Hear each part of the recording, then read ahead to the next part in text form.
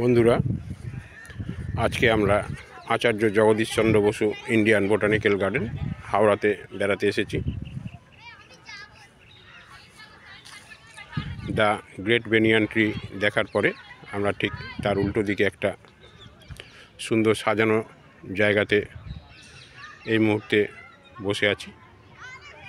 এই যে সবুজ রঙের ঘরটি আপনারা দেখছেন, এটা একটা সময় টিকিট কাউন্টার ছিল এবং এই যে খাল মতো যেটা দেখা যাচ্ছে, একটা সময় এখানে নৌকা বিহারের বন্দোবস্ত ছিল। এই টিকিট কাউন্টার থেকে টিকিট কেটে যেখান থেকে নৌকো ছাড়া হতো সেই জায়গাটিও আপনাদেরকে দেখাচ্ছি একটু বাদে। তার আগে একটু চারপাশটা দেখিয়ে নিই আপনাদেরকে।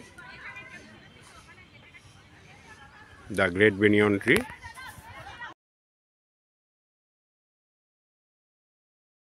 একেবারে ছেয়ে রয়েছে, দেখতে পাচ্ছেন আপনারা।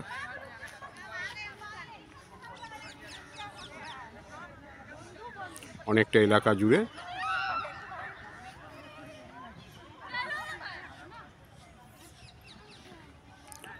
প্রচুর ফুলের গাছ, সাজানো রাস্তাঘাট, সুন্দর, খুব সুন্দর। দেখে মন খারাপ করা মানুষেরও মন ভালো হয়ে যায়।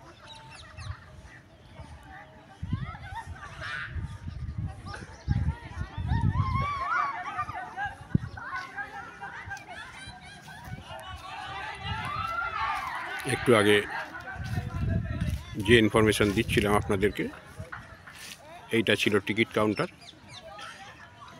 বর্তমানে এটা বন্ধ আছে। এই টিকিট কাউন্টার থেকে টিকিট কেটে দেখুন বসবার সুন্দর স্থাপত্য। ওই টিকিট কাউন্টার থেকে টিকিট কেটে এইখান থেকে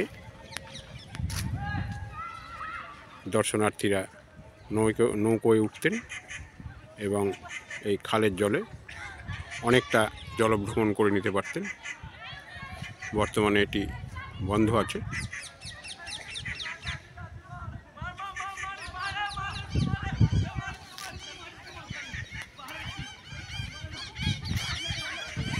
সুন্দর ফুলের গাছ এবং প্রচুর পাখি, বহু রকমের ডাক, বহু রকমের গান। আশা করছি আপনাদের ভালো লাগছে। আপনারা আপনাদের পরিবারের সমস্ত ছোট ছোট ছেলে মেয়ে নিয়ে একদিনের ছোট্ট ট্যুরে Acharya Jagadishchandra Basu Indian botanical garden Howrah ঘুরে যেতে পারেন। ভিডিওটি আপনাদের জন্য আপলোড করলাম। আপনারা দেখুন, শেয়ার করুন, লাইক করুন এবং এপিস ক্রিয়েশন চ্যানেলটিকে সাবস্ক্রাইব করে সবসময় আমাদের সঙ্গে থাকুন।